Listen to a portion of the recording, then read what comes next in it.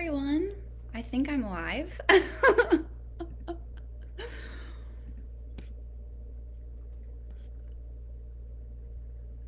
There's four of you. Yay! Hi, Rachel. Hi, everyone. I'm Julie. Thanks so much for being here. If you guys have any questions, I'm happy to answer them. I hope you were able to catch the presentation that I did, how to make the ask for major gifts. Woo woo! Hello, Cassie. So nice to see friends in here. Hi, Kara. If you guys have questions, please put them in. I do have some things that are on my mind that I'd love to share with you. But I am actually currently in my bedroom, just so you know. And that is a picture of me and my husband on our wedding day. So it's one of my favorites.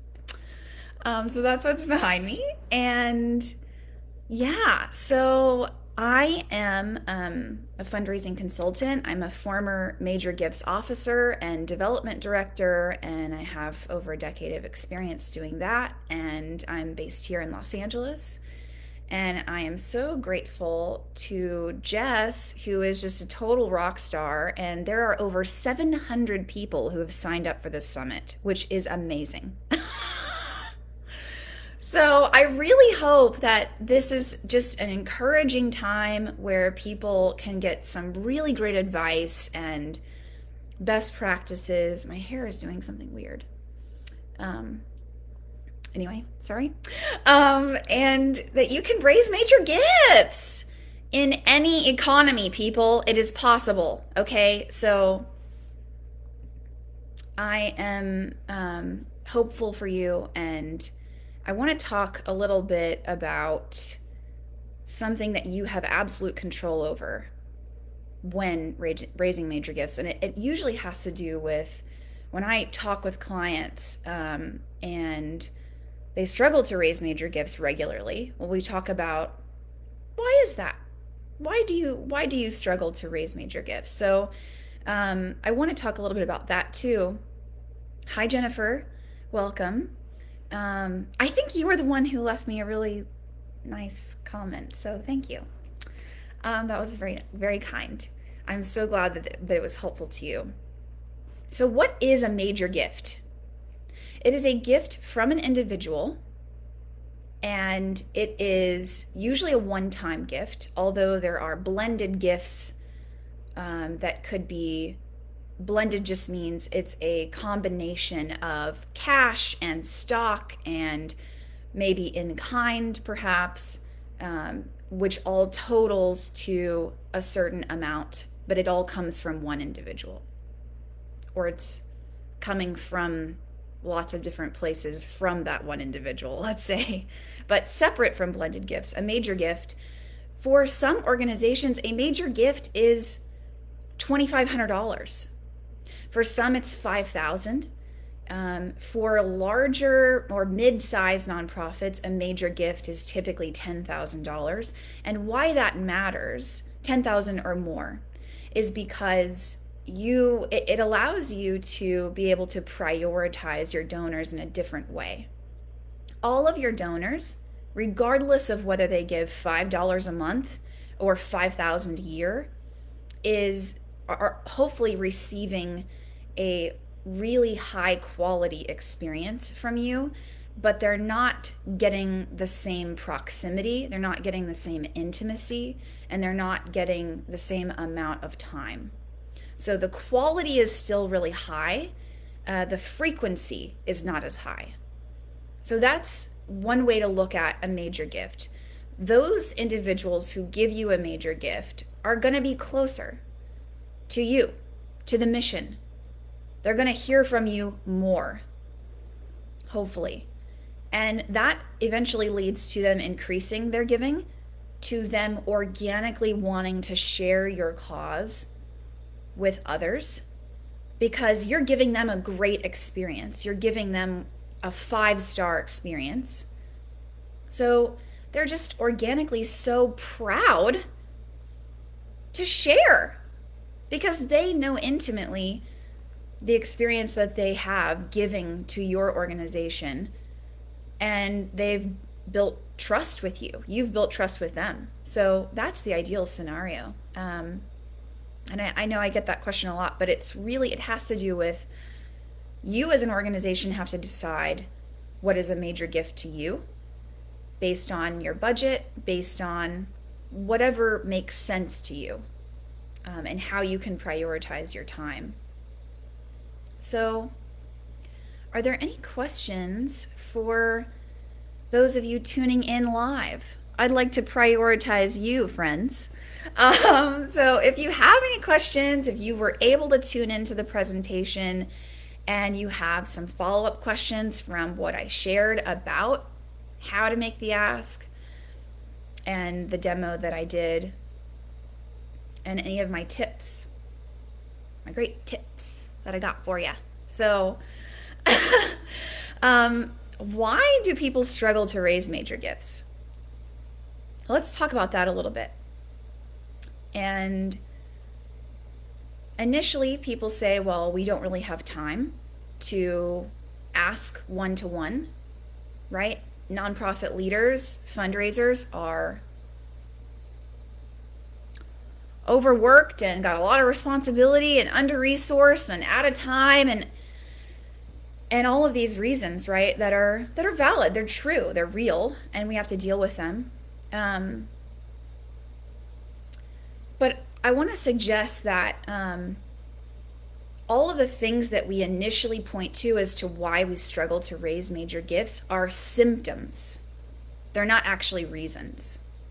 The reason is much more personal, and it's much harder to face sometimes.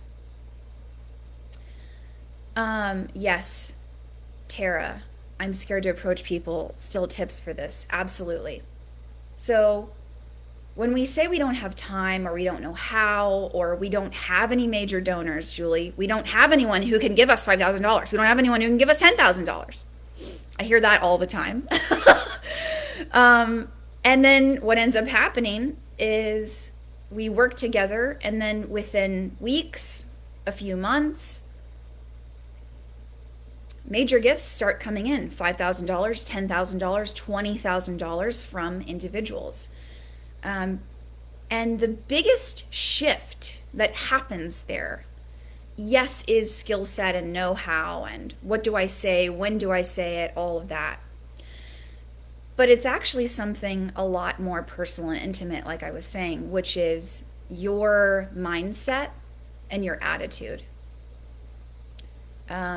What I mean by that is if you believe, first of all, that people don't care enough to give you a major gift, there are not enough people out there who are willing to sacrifice at the level of $10,000 to give to our organization, then you will struggle to raise major gifts because you won't even see those people who are there.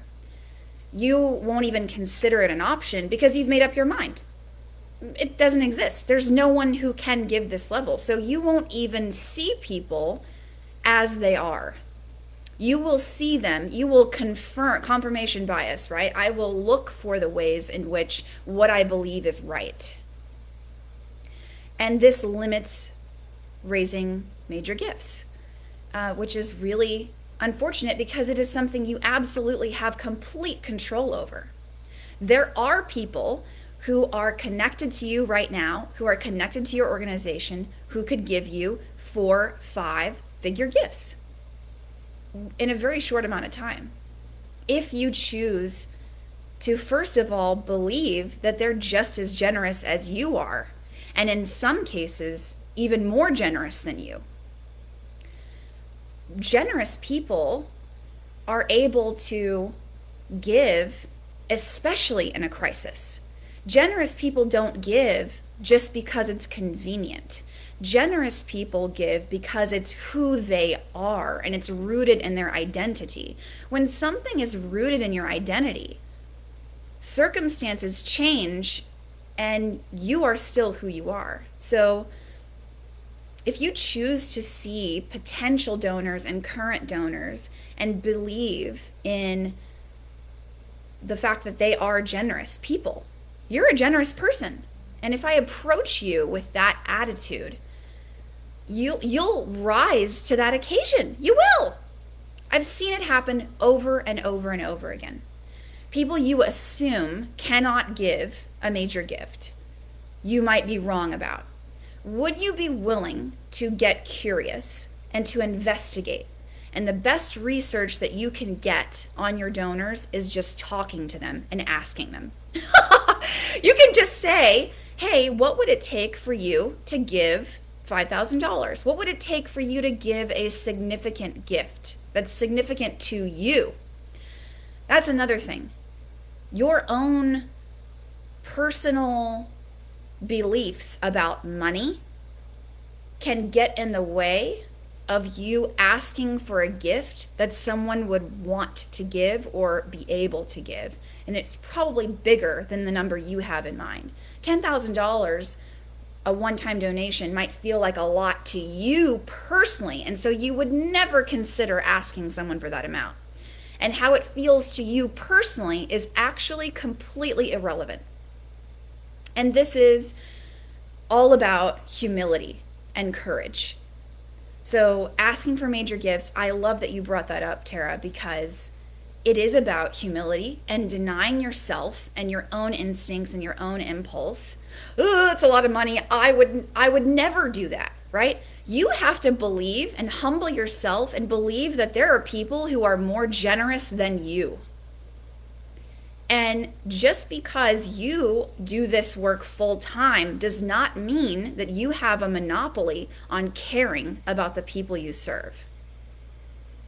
So just just breathe it in, okay? Let's just embrace the fact that there are people who are so generous and who are connected to you right now. And once you start to believe that, then your eyes will open and you will treat people differently and they will respond differently. So how do you get an audience with a potential major giver? So the place that I like to start is with your board. They are your number one ambassadors. They are the ones who hopefully you are creating such a great experience with your board that they are, again, organically opening up their friends, coworkers, family members to be a part of something that they really love. Something that we think is changing our life and is it's adding value to us. We organically want to share it with the people closest to us.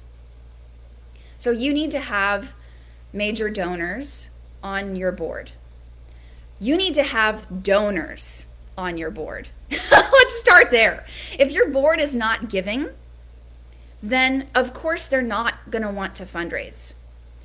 I'll explain to you why. Because they don't have a personal experience of what it feels like and what it actually does. Like, what is the experience when someone donates to your organization? Your board needs to be able to speak from that place of credibility, of full ownership, of being literally bought in. And so if your board, if they aren't personally giving, they don't all need to be major givers. That's not what I'm saying. But they all need to be giving something because they need to understand this is the year-round experience that donors have when they give. And so when you do that, you're constantly communicating, you have an engagement strategy for your donors, big or small, whether that's a newsletter, whether you're engaging them on social media, whether you are doing any sort of virtual engagement. There are so many presentations on that and so many ideas and ways to engage people, even virtually right now. you can still be doing one-on-one donor calls with people, um, over Zoom, over FaceTime, whatever it is. Once your board has that experience of, wow, I'm in the know, I'm being communicated with regularly, I understand the impact of my giving, I understand that this nonprofit is actually doing what they claim that they do. And I have proof of that.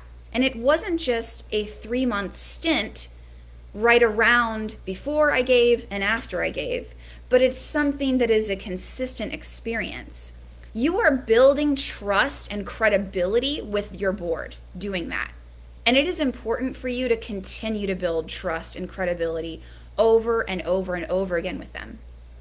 If they are reluctant to fundraise or to share their network, right, their Rolodex with you, with the organization, if they struggle to do that, if it feels too risky, if it feels like I've had fundraiser or board members rather say, oh, this just, oh, you just want us to shake down our friends. Oh, okay, got it. Not really a great sign. There are so many reasons why someone might feel that way. One of them being that board members are largely ignorant about how fundraising works. I mean, I'm preaching to the choir here. You guys know that. Largely do not understand the process, how long it takes, what it takes. But second of all, they themselves don't feel like at least the quality of experience of being a donor is where it needs to be in order for them to introduce their friends and coworkers to you. And they might not say that because they want to be supportive. They want to be encouraging. They don't want to be critical. They don't want to bring criticism to you. So I encourage you, if your board is not able to introduce you to perhaps people who could give, let's say $1,000, $2,500, then they first need to have a great experience being a donor themselves. You need to give them excellent customer service. And they will be so proud. I've seen this happen when you up the quality. They will be so proud to sit on your board. They are so proud of the work that you do. They think you're heroes. And it's just a 5-star experience. They will organically start telling people, hey, Elizabeth, I wanted to connect you to this person over email. Here, take it away. They'll just start making intros for you, and you won't have to shake them down for it. You won't have to be like, oh, please, will you introduce us to this partner at your firm? They'll just do that. Isn't that the ideal scenario? But you have to take care of them. Your board is the first place to start in reaching out to major donors. You need to have at least 30% of your board members, I think, be major donors so that they can shore up that long-term sustainability of that revenue stream. Because they're going to have peers who can give at that level as well. How do you educate a board? Well, something that I do is help organizations to build a culture of generosity. So I come in and talk with the leadership, the development team, and the board about the culture that they currently have, which is sort of an audit or an assessment. These are the pain points as to why you're struggling to raise major gifts and just individual giving in general. And what kind of culture do you want to have? The reason that I talk a lot about culture is because we prioritize as fundraisers and as nonprofit leaders, the strategies that we prioritize are as a result of where we feel we will succeed best at, or where we're most comfortable, or where we have the most experience, but may not be the best opportunity or the highest return for the nonprofit in that moment. So who you are has a lot to do with the strategies that you prioritize. And so if organizations have a really skinny individual giving major gifts program, but they rely a lot on government grants, government contracts, institutional foundations for giving for their revenue, sometimes the reason that is because it feels less personal and there's less at stake when you are applying to a large institution. You submit the application online, you hit go, and if they say no, okay, you can move on and basically use that same boilerplate messaging for the next institutional foundation. It's not as personal. You're not sitting across from one person and developing a relationship with them. It's a lot scarier. And the reason it's scarier is because it's scary. I cracked myself up. Okay. So talk to your board about, hey, this is the current reality. You can bring an outside person in. Often that really helps in educating a board. This is the current reality. These are the numbers. This isn't my opinion. These are facts. And this is where we want to go. So if we want to go here, do we all agree that we want to go here? Then it's going to require us to do something different. I think it really helps to have an outside voice in that conversation. Boards are so tricky. They're personal. Sometimes it's people who you're personal friends with, and you have lots of different other associations outside of just being involved with your nonprofit. So it can be really tough, and bringing an outside perspective in can be very helpful. Rachel Kaiser, hello. You talk about making fundraising part of your everyday life. Yes, I do. You're a great listener. Instead of one big one-time ask, yes. Can you walk us through a typical week of what it looks like to fundraise every day and how we organize our thinking? You guys, you just have great questions. There's a lot in there, Rach. Okay. Typical week. If it's really hard for you to prioritize fundraising, we have our highest willpower, right? Our highest, what is it called? I forget the name. But essentially, you have the most energy to do the hardest stuff first thing in the day. And that can also be a really great time for your donors as well. So I would suggest putting on your calendar, okay, block out 30 minutes.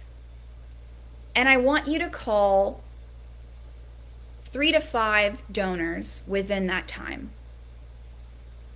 Call one donor even. And all I want you to do is just touch base with them like you would with a friend.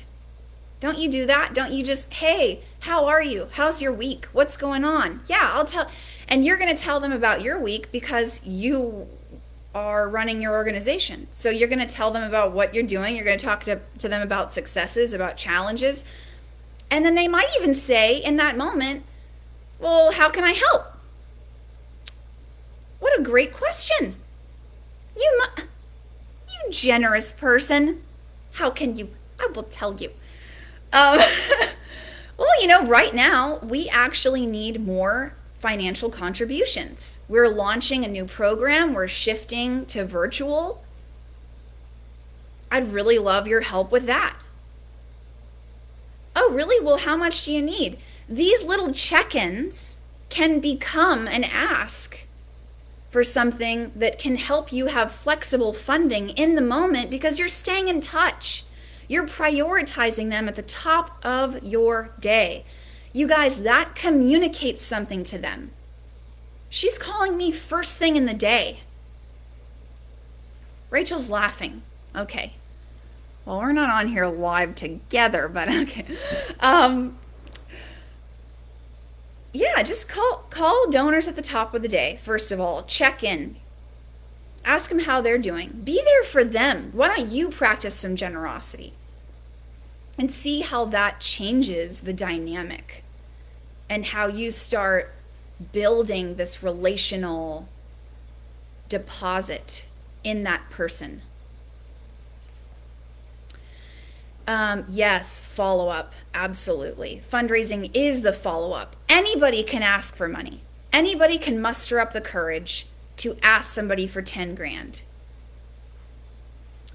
But people do not follow up. And that's the difference between people who struggle to bust through $1 million annual budget, is because you're too busy, you can't be bothered. I spent time with you, I asked you, why do I have to chase you down with 5 emails and 3 voicemails? Well, that's the way the cookie crumbles. They're just as busy as you doing their full-time job and their responsibilities and their family. So yeah, you're going to need to follow up. Giving to you is not their top priority. Giving to you is not their top 3 priority. This is something that they want to do, but we've got to follow up. We've got to just own that. It's just the way that it is. And just enjoy it. Enjoy the fact that you are a relentless human being. And it's fun. It's fun. You can make it fun. Yes, an outside voice is so helpful, Jackie. You are right. I completely agree. Because then you can just blame that person. Oh, well, that idea didn't work. Good thing they don't work here, you know? I'm kidding. Don't say that. Yeah. Ways that you can practice mindset. I really like that question. How can we organize our thinking? I want you to start every day thinking, how would I prioritize my time if I knew that there were 100 people who were willing and eager to give a major gift to our organization? How would I prioritize my time today if I knew that there were 100 people who are willing and eager to give a major gift to our nonprofit? And if you actually delude yourself into believing that, because it is true, but it might feel delusional to you at the start, and that's okay. You need to start to open up yourself to the abundance that is all around you. I would prioritize your time that way. And any time that you find yourself in this space of, oh my gosh, we don't have enough, there's not enough time, there's not enough money, nobody wants to give, everybody's freaking out, everybody's hoarding all of their money, nobody's giving right now, giving is down, the economy is down. All of these thoughts, even though a lot of it is rooted in reality, all of these thoughts are not serving you in raising millions for your organization. You cannot expect abundance out there if you are filled with not enough in here. So it is very personal. Fundraising and bringing in abundance for your organization, you create what you contain. If you believe that people are not going to give right now, then that is what you're putting out there. So I think you need to practice self-coaching and notice, don't judge yourself, but just notice, oh wow, I had that thought again. Nobody's willing to give major gifts right now. There aren't any, that's not going to happen. Why do I think that? And just sit with it for a minute. Why do I think that? Do I think that because I just read a news article that said that, you know, the economy, it's going to take us 4 years to recover from this recession, from this situation that we're in with the global pandemic?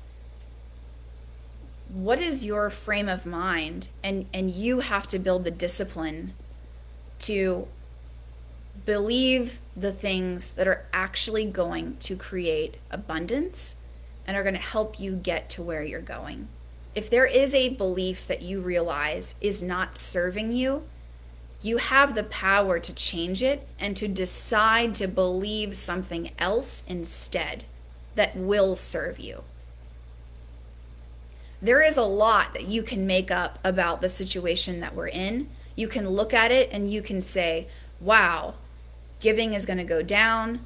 People are freaking out. They're scared. Or you can look at it and say, wow, look at all of the people who continue to give even when the economy is down. It's your choice. You can see what you want to see, and what you focus on is going to get bigger. Are there any good resources that you recommend as far as educating a board of third parties accessible? Absolutely. Elizabeth Patterson. So, great question. Board Source is a really great resource. And there is actually, I will share the link with you in the comments. There are a couple of documents on Board Source that you can purchase for just $29 that give you the best practices for what are the main responsibilities of a board, and then what are the board responsibilities related to fundraising. So that can be super useful, and perhaps you can give that to them, as homework in preparation for your next board meeting to read, and then have everybody come with questions. You need to come to this next board meeting that we have with at least one question about this document, and we're going to discuss it. And we're going to talk about, what do we want fundraising to look like for us? How do you as a board member see yourself playing a role in fundraising? And there are so many ways for board members to play a very unique and powerful role in fundraising and in individual giving and major gifts that don't require them necessarily making the ask.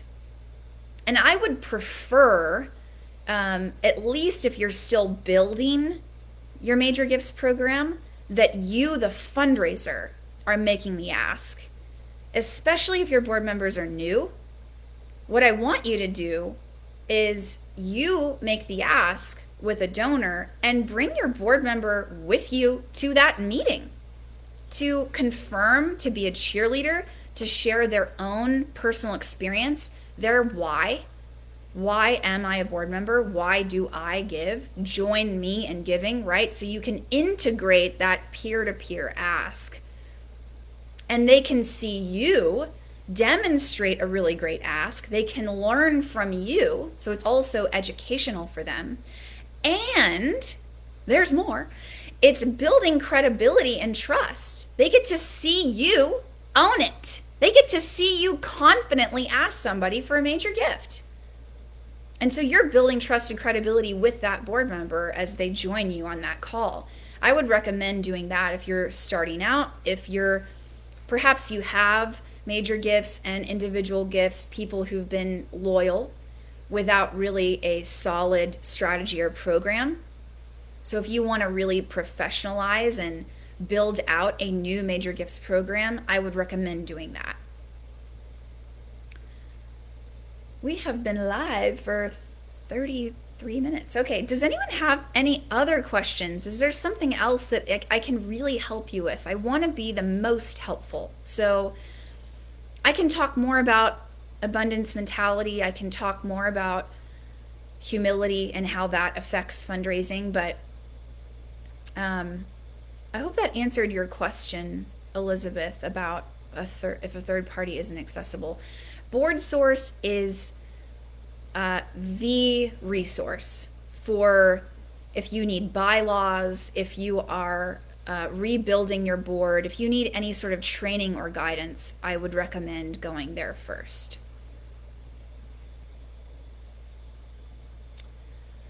Great. How do you approach major gifts during COVID-19, especially now that in-person asks cannot happen? Well, you do it over Zoom, first of all. You ask for a Zoom meeting. It's the next best thing.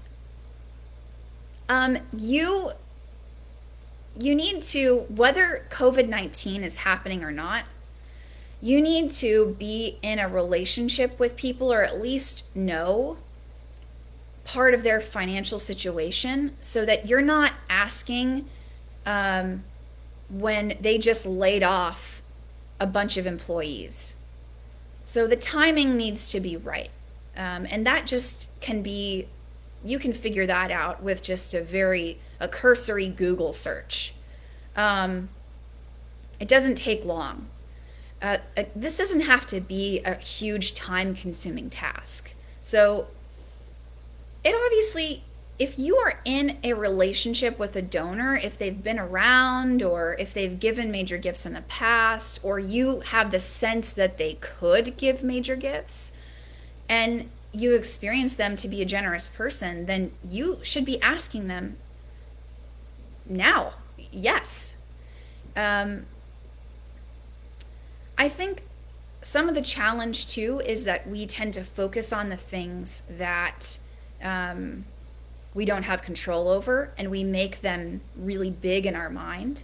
And that, what that ends up doing is it makes us shrink, and it makes us play small and think smaller.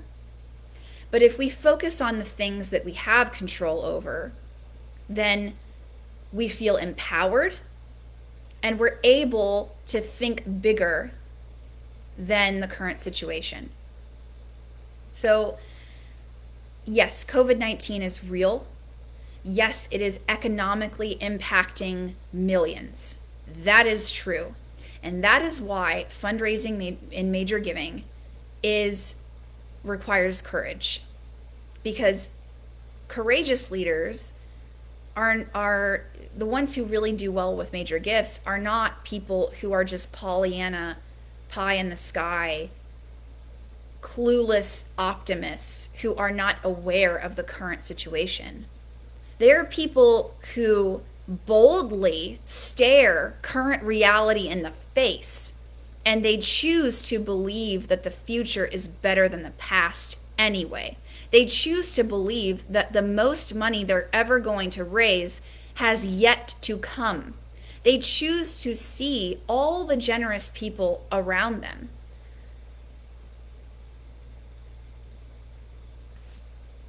So, took you to church there a little bit, but hope that answers your question. I will tell you that I have sat across from people who are multi-millionaires, and I have asked them for $750,000, $250,000, $100K. I have gotten a yes, I have gotten a no, I have gotten a not yet. I have been embarrassed. I have been overjoyed. I have been there.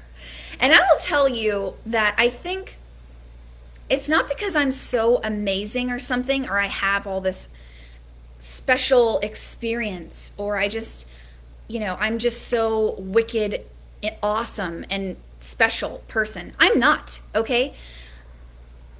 However, I do believe that when I'm sitting across from someone, I believe the best about them.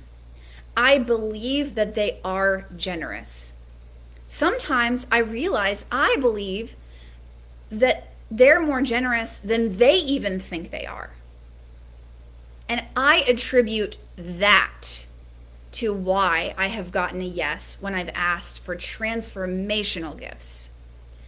Not because I had all these fancy words or my pitch was all perfect, but because I sat across from someone and I had an abundance attitude. I knew that there was abundance inside of the donor. I knew that I was going to get this money whether they said yes or not. I knew that if they said yes, this would absolutely add value to their life. I felt confident in what I was asking them for, and I felt confident in who they are as well. And so I'm not sitting across from the donor and in this desperate moment of like, ugh, they've got to say yes. And if they don't, I just don't even know what I'm going to do. Where is the rest of this money going to come from?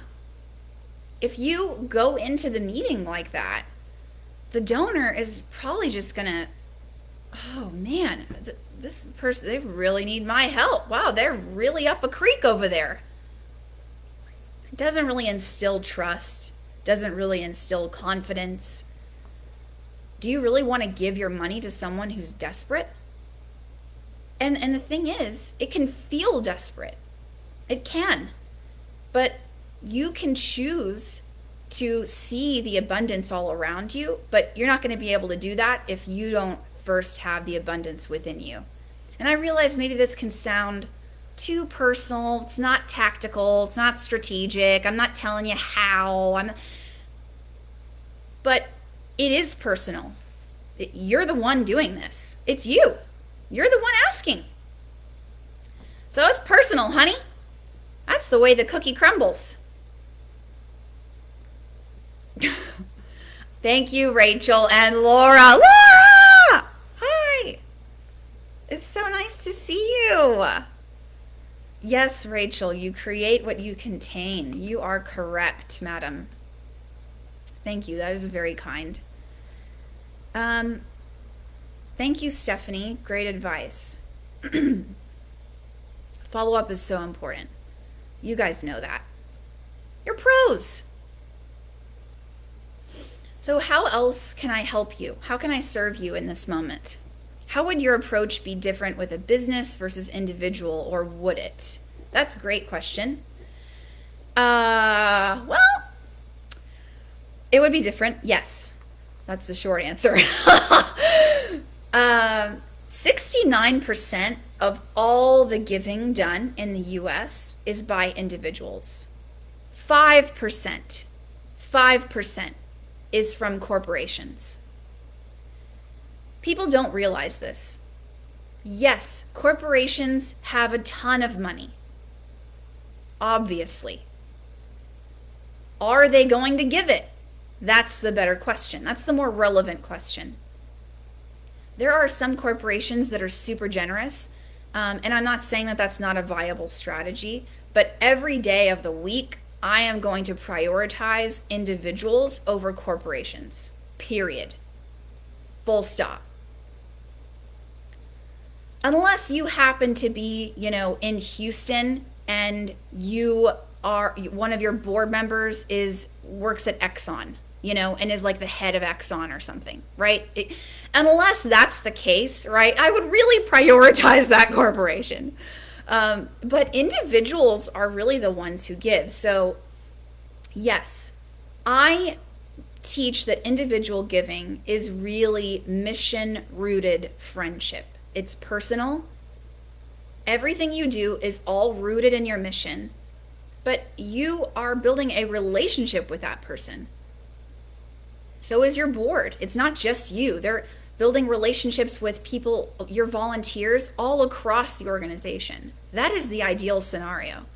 That is how you're going to retain donors. It's not all on your shoulders to build the relationship with that person. With corporations, there's a lot more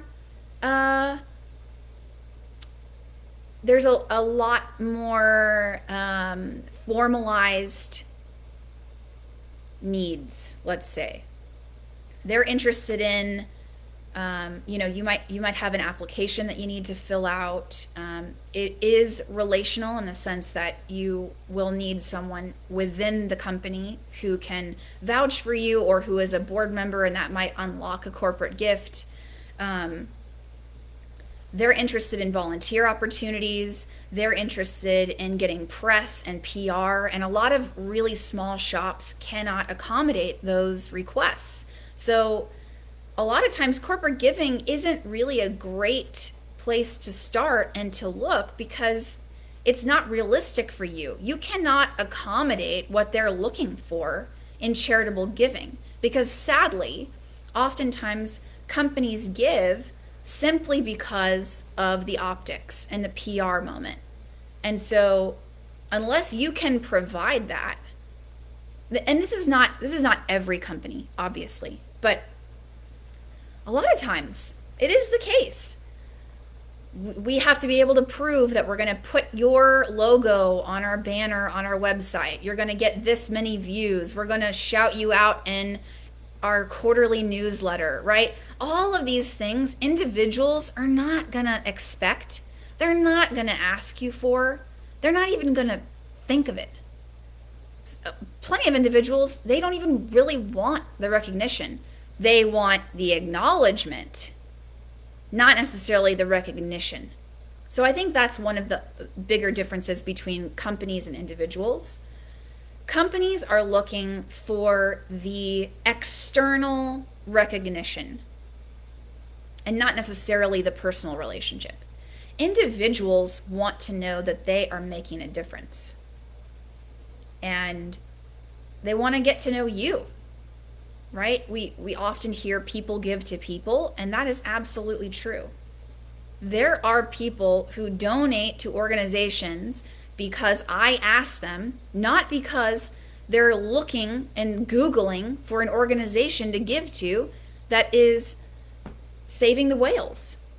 But they're going to give to saving the whales because I asked, because I'm in a relationship with them. So the same is true for you. You're charismatic, you're relational, you're empathetic, you're powerful and influential. They want to be in a relationship with you. It's personal. Companies, not so much. It could become that. But my approach with a company is going to be a lot more formal. However, the larger the ask to the individual, the more it might feel like a corporate ask. You will need to have a pitch deck. You will need to have what's called a prospectus. You will need to be able to indicate where is this money specifically going to go, what's the timeline for the project, all of that. The larger the ask, the more people involved in the decision-making process. So that's something else to keep in mind, which is always true for corporate giving, even if it's something smaller for them, like a 10K, 12K, 15K. There's people involved in that process, not just one single person usually. Is it okay to ask a board member or a highly engaged volunteer to ask others for donations if they themselves aren't donating yet? i.e., should we work on getting them to donate first? Yes, Brian. Brian, this is a great question! I'm sorry, I'm yelling. I'm sorry. Okay. Brian, man, what's the deal, Brian? This is great. Okay. The next thing that I would suggest that you do in this particular scenario is that you get a one-on-one Zoom call with this board member and talk to them about their personal giving. And I would say my recommendation is, you're a highly engaged volunteer. You're a really valuable part of the team. You're a board member. We love having you on the board. And I'd love to have you involved in fundraising because you have such an incredible story. You've seen up close and personal the work that we do and the impact that we have. And in an effort to bring you closer, in an effort to involve you in this process, it is so important for us that you personally are giving so that you can speak from personal experience. You can speak as someone who has ownership, greater ownership, and is literally bought into what we are doing. We know that when you do that, it will change the way that you actually show up. It will change when a board member starts becoming a donor, it changes the way that they engage in the board meeting. I've seen it happen. It is awesome. It is a really beautiful transformation. Side note, if your board members sit in your board meetings and they just say, looks good. Yeah, great idea. Love that idea. Yep, okay, awesome, great. And they don't have any questions, it's a problem. We need to have boards who are engaged and who are active and who are intellectually stimulated in the meeting and bringing their questions and poking holes in things and helping you get better. So you can say, Brian, hey, in an effort for you to be able to have even greater credibility and to set you up for success in these fundraising conversations, let's talk about your personal giving. And then you're going to find out why or why not. Why are they giving? Why are they not giving? What is the situation? You can ask them, why are you not giving? You can say, is there a specific challenge in meeting the give-get requirement? What is that challenge? How can I help you? How can I support you and serve you in overcoming this challenge? And you can go from there and see what happens. Sometimes they'll say, you know what? Oh my gosh, it's just slipped my mind. I'm just so busy. I didn't even realize I haven't given this year yet. Yes, of course. We're planning on doing our giving in November, or whatever it is, right? When you start asking people and holding them accountable, you will get to know them on a much deeper level. And that is going to be so powerful for so many reasons, because they will get to experience your grace and your empathy when they talk to you about the struggles that they're dealing with. So yes, any board member that is fundraising on your behalf needs to first be a donor. Absolutely. Oh, I am so wise beyond my years. Oh, yes, thank you. I'm so young. Yes, I am. Thank you, Brian. That's very sweet. I hope that's helpful to you. I mean, also, if you know the answer, I feel like you knew the answer. Did you feel like that? You knew that. Because this is such a great question. And you kind of had the answer in the question. You know what I mean? Anyway, yeah, all donors need to be giving. I don't care if it's, $25 a month. They need to be giving. They need to see the communications that you're sending to the donors. They need to have their eyes on it. They need to see the newsletter that you send out. They need to see, oh my gosh, we're sending this to our donors? That's so amazing. Oh my gosh, that was such a great video that you did, Brian. I love what you said about, and then they're going to end up forwarding it to somebody, right? Hey, take a look at this. This is so awesome. This is exciting. The nonprofit that I'm, serving on the board of is actually growing right now. When people are struggling, we're growing. Look at how we're addressing challenges. Look at how we're going virtual in this, and this area that we didn't even think was possible, but they're redefining what's possible. Boom! Get it. Jackie Palmer, hello. As beyond my years, the founder of a board, do you have to put a limit on yourself as chair? Great question. I say yes, because chair is a very important position, as you know. And it is good to be able to empower other people to step into that role. If you don't have a term limit on the chair position, then here's what ends up happening. There might be somebody who is a rock star on the board, but because you don't ever give up that seat, that rock star only had a window in which they could jump in as chair, and that window has passed. And so now you find yourself at square one. Oh gosh, now I am ready to give up my seat as chair, but there's not really anybody on the board who we want to be as chair right now. So now we need to start grooming somebody and get new board members on the board. What you can do is just give yourself a timeline. Hey, 6 months from now, a year from now, I want to have fully empowered and trained someone to take over my seat. And if it is a matter of feeling like there's not really anybody who's ready, that's okay. That's a good thing. This is a moment for you to pass on and to teach and to help set this person up for success so that they do an even better job than you did. Right? Leadership is not a position. Leadership is about building other leaders.